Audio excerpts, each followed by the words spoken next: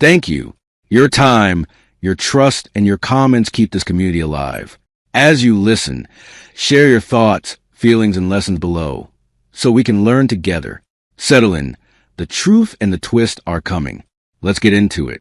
I came across this story and I had to talk about it, because the first lie was not the affair, it was a sudden rush. When somebody who's been distant for months starts pushing paperwork, timelines, and big emotional decisions all at once, that is not always passion. Sometimes it is a strategy. In this situation, the warning sign was simple. Whenever a person needs you uninformed in order to keep things moving, slow everything down. Read what they hand you. Check what they hide. A loving partner can handle your questions. A dishonest one usually treats your questions like betrayal. What shocked me about this situation was not only that another woman exposed the affair, it was that she did it with receipts, patience, and a level of calm the husband did not even know he needed. There is also a hard lesson here. A person can lie to your face for months and still sound wounded, offended, and convincing. That does not make them truthful. Sometimes the smartest move is not to react fast. It is to listen, document, and let somebody reveal themselves all the way. This story is fictional, but the decision point in it is painfully real. Before we get into what Asa finds out, tell me this in the comments. If a stranger walked up to you and said your spouse was cheating, would you believe them or walk away? And if you like intense betrayal, revenge, and relationship drama stories that feel real, make sure to like, share, and subscribe so you do not miss the next one. My name is Asa Bell, and the winter my marriage ended, Cleveland looked like somebody had pressed all the color out of it. The sky stayed the shade of old dishwater for weeks. Dirty snow clung to the curb outside our duplex in Shaker Heights, and the buses exhaled at every stop like tired men. I was 38, a high school band director on the east side, the kind of man who ironed his own shirts on Sunday night and wrote rehearsal notes in green pen because red felt rude. My wife, Nia, used to tease me about that. By January, she barely noticed I existed. 11 years together will train you to explain away almost anything. Silence becomes stress. Distance becomes work pressure. Missing warmth becomes fatigue. I had a whole file cabinet in my mind labeled reasonable explanations. Nia was 36, a regional events manager for a medical supply company, always flying to Columbus or Detroit or Chicago. She loved linen spray, expensive hand cream, and those tiny square chocolates they put on hotel pillows. She could make a grocery list sound elegant. She also had a habit of tapping her thumbnail against her coffee mug when she was lying, a small fast click that started years earlier and somehow escaped my attention when it mattered most. The first thing that bothered me was not romantic at all. It was clerical. We had always left the household mail in a woven basket by the doorway, and every Sunday evening, I paid bills while jazz played low from the record player in the den. Nia did not care about the music, as long as I kept the volume low enough for her murder mystery shows.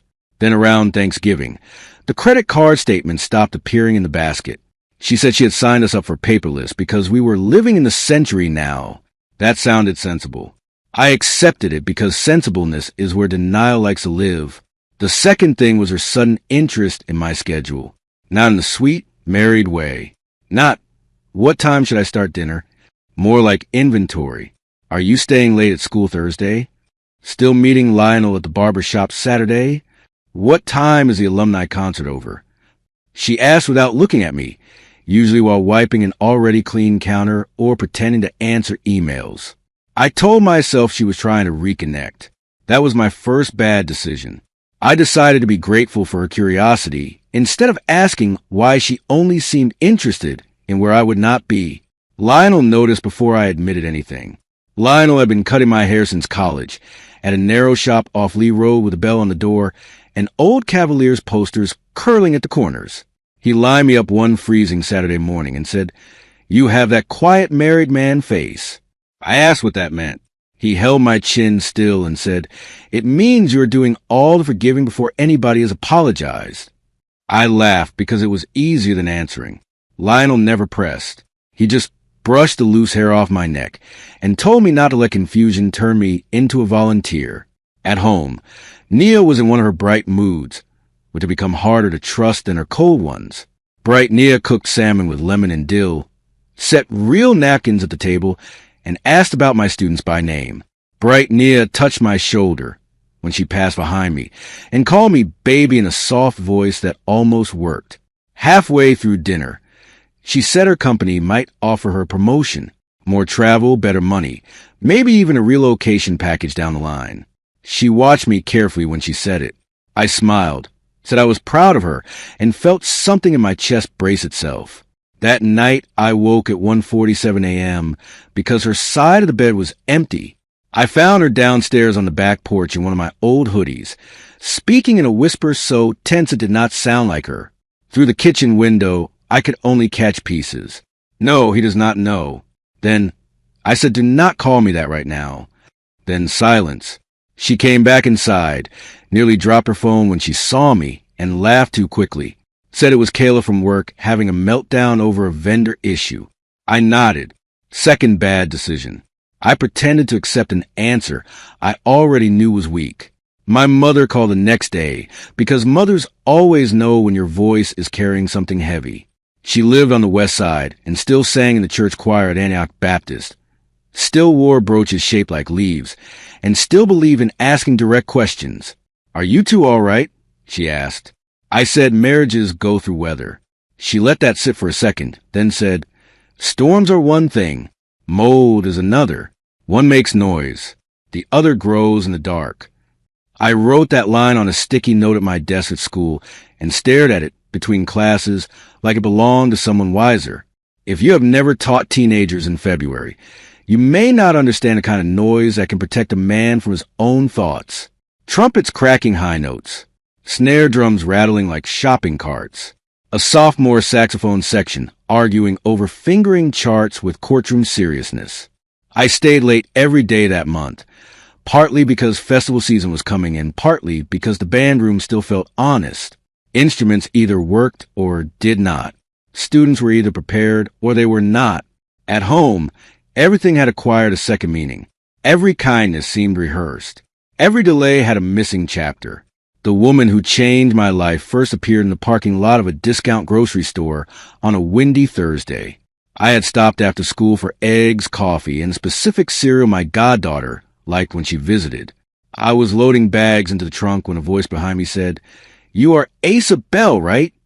I turned and saw a tall woman in a camel coat, dark glasses, and boots not made for slush. She had a face that looked composed by discipline, not ease. "I am," I said.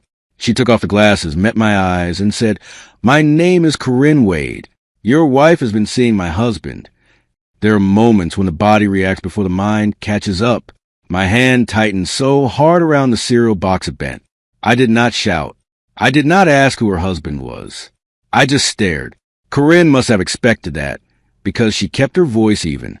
His name is Daniel Wade. He works in commercial real estate finance downtown. I am not asking you to believe me in this parking lot. A cart rolled loose nearby and hit the curb. Somebody's child was crying by the entrance. The whole world kept doing ordinary things while mine shifted under me by inches. She told me there was a diner 2 blocks over with decent coffee and bad pie and asked for 20 minutes. I almost said no. That was the first place my life could have gone differently. I could have gone home, confronted Nia, and blown everything up with nothing but a stranger's sentence in my hand. Instead, I looked at Corinne's face and saw no triumph there, no gossip hunger, no mess, just fatigue and control. So I followed her in my car through gray side streets lined with duplexes and sleeping porches to a diner with fog windows and a blinking open sign. Inside, the place smelled like fryer oil, cinnamon, and wet wool drying. A waitress with silver braids called everybody honey and kept refilling cups without asking. Corinne slid into the booth across from me and set a slim accordion folder on the table between the sugar caddies. "I found hotel charges first," she said, "then duplicate parking receipts, then a shared storage unit under a Shell LLC my husband thought I would never notice." I almost stopped her there. I almost said I did not want to hear another syllable. But she opened a folder and turned it toward me, and there was Nia's handwriting on a receipt. It was a note from a boutique hotel in Columbus from 3 months earlier, one of those places Nia had told me her company booked for conferences. On the back, she had scribbled a packing reminder in the same looping script she used on birthday cards. Corinne laid out more. Photos of Daniel and Nia at a wine bar in Akron. A printout of messages with names saved as fake vendors. Bank transfers moving from Daniel's personal account to a business account Nia had access to. I know how this sounds, Corinne said. I am not guessing. The waitress set down our coffees, and the spoons clicked like tiny verdicts. I asked her why she came to me instead of a lawyer first. She folded her hands. I did see a lawyer. Then I hired a forensic accountant. Then I sat with all this evidence for 10 days trying to decide whether to be humiliated in private or strategic in public. Her voice never rose. I chose a strategy. Daniel is not only cheating. He is moving money. Your wife is helping him. And if I am right, they are planning to make both of us look unstable while they clean out what they can. The room seemed to tilt. Not because I thought she was lying. Because I was starting to believe her. My marriage had already trained me to doubt myself before I doubted Nia. That is the ugly part nobody says loud enough. Betrayal does not only wound trust in the other person. It makes you suspicious of your own eyes. I heard myself asking ridiculous little questions. Maybe the pictures were old. Maybe the transfers meant business. Maybe the messages were jokes. Corinne listened without flinching. Then she pulled out one last item. A screenshot of a note from Daniel to Nia that read, "Once he signs, we can stop pretending." My name was nowhere in it, but somehow I knew exactly who he was. I did not cry in that diner. I wish I could tell you I stood up with dignity and walked out like a man from a movie. What I did was more ordinary. I put both palms flat on the table because they had started shaking, and I asked for 5 minutes in the restroom. In the mirror, I looked like every overworked teacher in Ohio in winter. Dry skin at the knuckles. Eyes too tired. The wedding ring is still on. I stayed there long enough to breathe, splash water on my face, and decide one thing. I would not hand Nia the truth until I knew the full price of it. When I came back, Corinne had ordered us pie we barely touched. She was from Detroit originally, had moved to Cleveland after law school, and now ran operations for a nonprofit legal clinic on Euclid Avenue. She was 40, precise, and the kind of woman who still used paper planners because phones invite carelessness. Daniel, she told me, was charming in the polished way men become when they treat every room like a pitch meeting.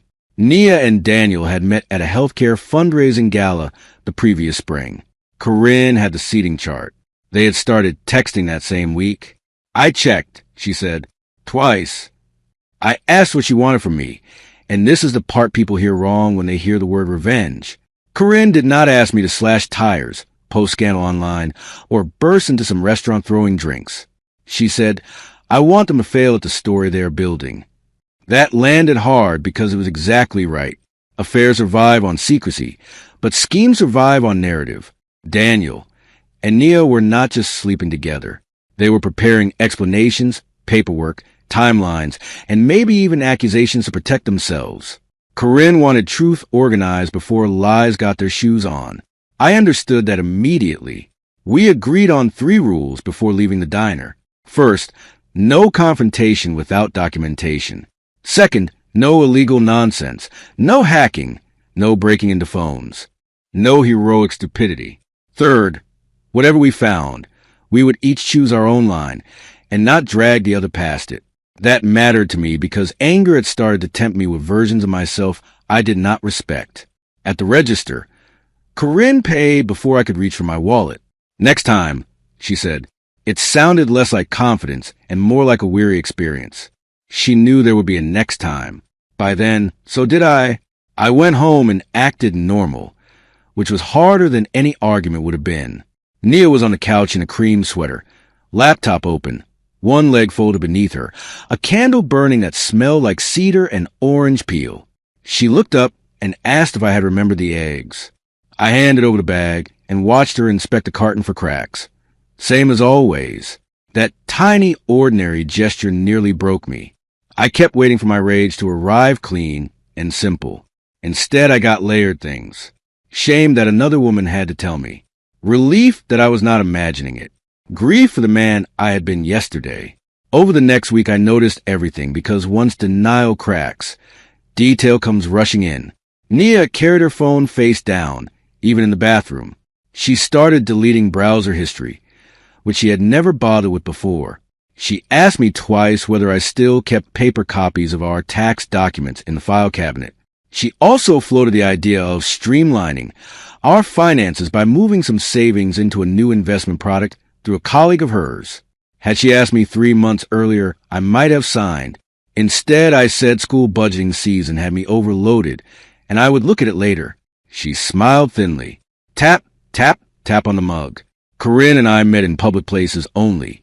A library meeting room one afternoon, a church fellowship hall after a food pantry event, the back booth of a coffee shop near University Circle where med students never looked up from their laptops.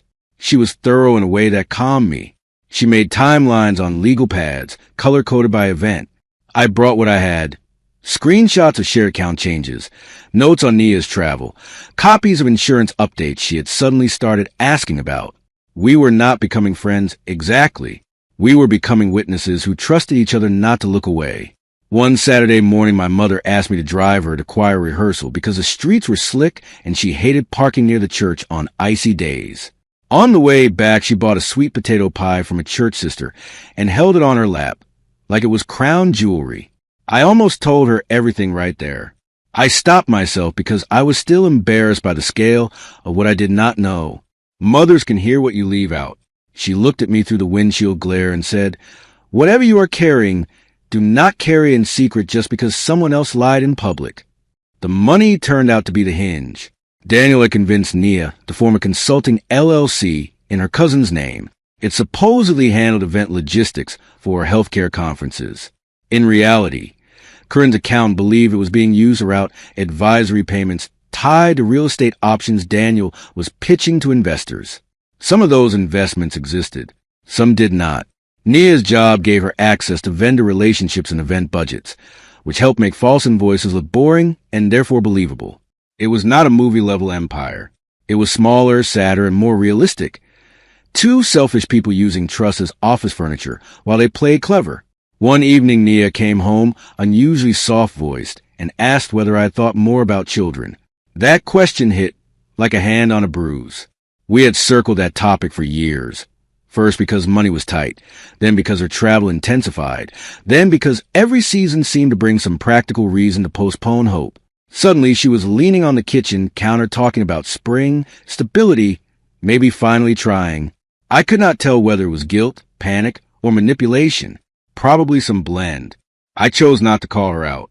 That was my second decision point. I stayed quiet because the truth would have died in the argument.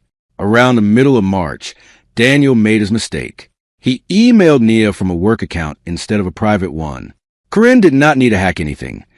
Daniel had left his laptop open at home before rushing to a breakfast meeting, and a notification flashed on the screen. She photographed it and shut the lid. The message was brief. Need him to sign before quarter close. Delay if suspicious. Attached was a draft of something called a spousal consent acknowledgement related to a private investment transfer. My name belonged in the signature line. That was when the affair stopped being the biggest betrayal. Honestly, this is where I think things went wrong in the deepest way. Cheating is already a fracture. But once somebody starts using your trust as leverage for paperwork, that is a different level of disrespect. At this point, I would not have handled it with another private conversation either. I want to ask you something as you listen. If the person beside you can only win by keeping you confused, is that still a relationship, or is it just a strategy wearing intimacy like a coat? That question sat with me for the rest of this story, and maybe it will sit with you too. Corinne arranged for us to meet with her attorney cousin, Patrice, in a modest office above a tax service near Warrensville Center Road. Patrice wore bright scarves and spoke with the kind of patience that made you feel steadier than you were. She reviewed what we had and said we were dealing with two separate matters. Infidelity, which was painful, and possible fraud, which needed immediate caution. Her advice was plain. Do not sign anything. Quietly move half the liquid funds you are legally allowed to move. Change beneficiary designations where permitted. Preserve every document in 2 places. Let them think you are behind, she said. That is where careless people speed up. I followed that advice with the same discipline I gave to contest season. I opened a separate account. I copied tax returns, mortgage papers, retirement statements, and insurance records into a banker's box I kept in a locked instrument closet at school, tucked behind old marching band uniforms that still smelled faintly of rain and grass. There was something almost absurd about that box sitting between a bass drum carrier and a box of crack music stands. But it felt right. My life had become a rehearsal in restraint. Every day I taught 8th graders how to count rests while privately counting lies. Nia grew impatient. Her questions sharpened. Why had I changed my direct deposit routing? Why had I called the mortgage company? Why did I need copies of our homeowner policy? I gave reasonable answers because reasonable answers were all she deserved. Then, one Sunday after church with my mother, I came home to find the file cabinet drawer slightly misaligned. Most people would not have noticed. I notice alignment for a living. My scores are alphabetized by composer, then key. Nia had been looking for something. When she saw me notice the drawer, her face changed for half a second. Not guilt, annoyance. That night, she suggested a weekend trip to Put-in-Bay once the weather broke. Just us. No work. No distractions. The offer would have thrilled me 2 years earlier. Now it felt like bait draped in nostalgia. I said maybe after the spring concert. She set down her wine glass too hard, and the stem rang against the table. You are never available when it matters, she said. I almost laughed at the cruelty of that sentence. Instead, I said I had 27 teenagers depending on me to show up prepared. She muttered, "You always need to be needed somewhere," and went upstairs. Corinne and I decided the cleanest move was exposure in daylight, not a dramatic ambush. A meeting. Patrice drafted a formal notice requesting I review any investment documents before quarter close with independent counsel present. Separately, Corinne informed Daniel through her attorney that she was aware of undisclosed financial activity and expected immediate production of records. That alone changed the air. Nia stopped pretending warmth and shifted to offense. She accused me of mistrust, secrecy, even punishing her for being more ambitious. Daniel, according to Corinne, began sleeping in the guest room and making long calls from his car like a man trying to outtalk consequences. The confrontation came on a rainy Tuesday in late March at our kitchen island, the same place where we had once assembled baby shower gifts for cousins and argued about backsplash tile colors. Nia set a folder in front of me and said, "Sign this tonight." The document would have transferred authorization over a shared investment reserve into that LLC. I looked at her and saw, maybe for the first time, the full architecture of her contempt. She thought I would cave to pressure, because I always preferred peace. "I am not signing anything," I said. She laughed once, short and sharp. "You really have no idea what is going on." That was the opening she gave herself. I said, "Then explain it." She paced, arms folded tight, and for 5 straight minutes she told herself in the language of resentment. I was too cautious, too small, too content teaching scales to children, while other people built leverage. She said Daniel respected her mind in ways I never had. She said I made a good husband, but not a useful partner for the life she wanted. Then came the line I still remember exactly. "Some people are stepping stones. Asa, they are not meant to come with you." My chest went cold, then quiet. I did not tell her Corinne had already preserved the financial trail. I did not tell her Patrice had heard enough from the speakerphone in my pocket to advise immediate filing. I just listened while Nia, carried by her own righteousness, kept talking. She admitted the affair indirectly first, then more plainly. She insisted Daniel had opened doors for her. She framed deceit as evolution. When she realized I was not begging, not shouting, not defending myself, her confidence flickered. "Say something," she snapped. I said the truest thing I had all month. "You have mistaken my calm for consent." It was the first time she looked afraid. What followed was not cinematic. It was paperwork, locked accounts, attorneys, and the slow public collapse of 2 private performances. Corinne's lawyer filed. Patrice filed. Daniel tried to claim the transfers were misunderstood investment bridges. Nia claimed emotional neglect, then professional coercion, then poor memory under stress. Those stories kept changing because lies have to keep jogging to stay ahead of facts. Corinne remained composed through all of it. I admired that about her, though I also saw the cost. Some nights after our meetings, she sat in her car for a full minute before turning the key, like strength itself required a reset. The fraud piece widened when one investor complained that promise event contracts tied to a development launch did not exist. Then another. Suddenly Daniel's polished world started shedding names. A broker stopped returning his calls. A board invitation was rescinded. Nia was put on leave pending internal review. Their affair, which had probably felt glamorous in hotel bars and borrowed weekends, now had to survive fluorescent conference rooms and legal language. It did not. Corinne told me Daniel had begun blaming Nia for pushing timelines. Nia texted me one midnight. He is not who I thought. I stared at the screen for a long time and never answered.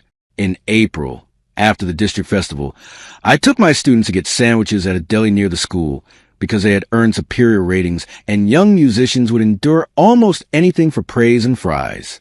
One of my trumpet players, a sharp girl named Milan, said, "Mr. Bell, you look less tired."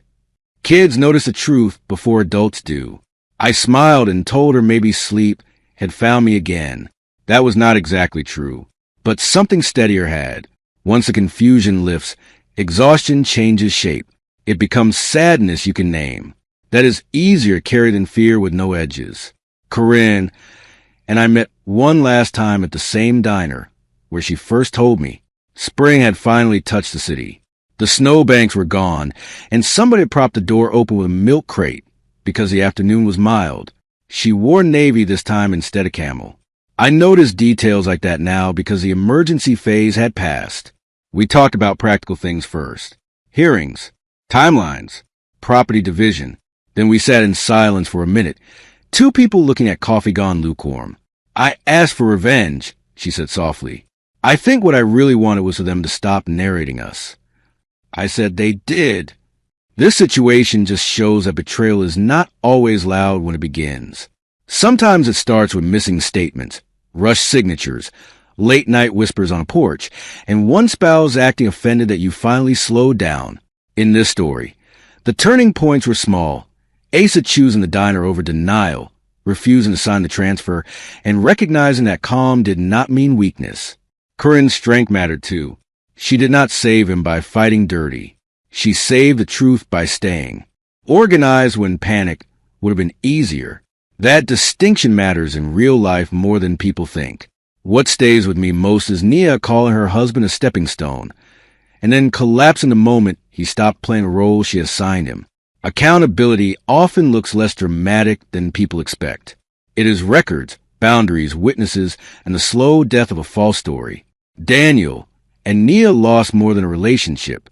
They lost the ability to control how their choices would be framed. Let me know what you would have done when Corinne first approached that grocery store parking lot. Would you have believed her, or would you have gone home and warned the very person deceiving you? My practical takeaway is simple. If somebody pressures you to move fast while keeping you emotionally off balance, pause everything. Love does not resent careful reading.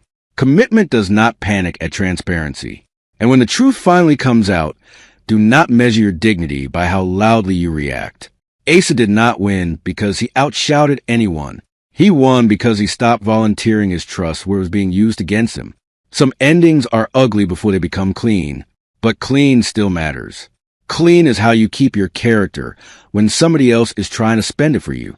If this story had you feeling angry, shocked, or satisfied by the ending, let me know what you would have done in Asa's place. And for more original cheating wife revenge stories, marriage betrayal drama, and emotional first-person stories like this, do not forget to like, share, and subscribe so you never miss the next episode. The end.